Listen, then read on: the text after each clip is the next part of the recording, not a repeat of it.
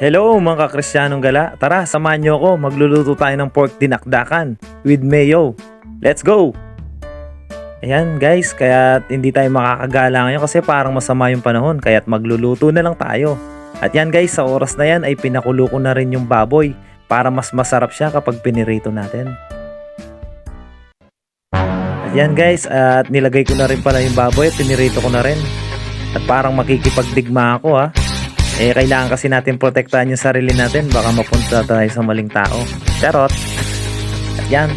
At sa pagluluto pala ng dinakdakan guys, pwede rin palang fried yung baboy at inihaw.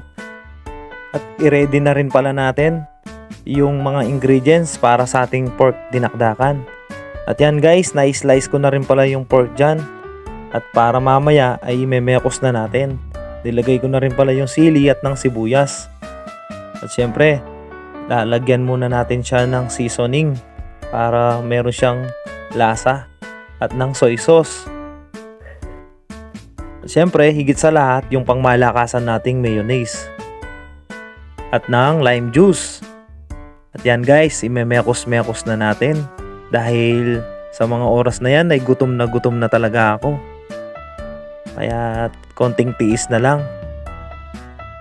At yan, nilalagyan ko na rin pala siya ng asin at ng paminta. And finally, tapos na rin ang ating pork dinakdakan with mayo. Yun lang mga kagala. God bless!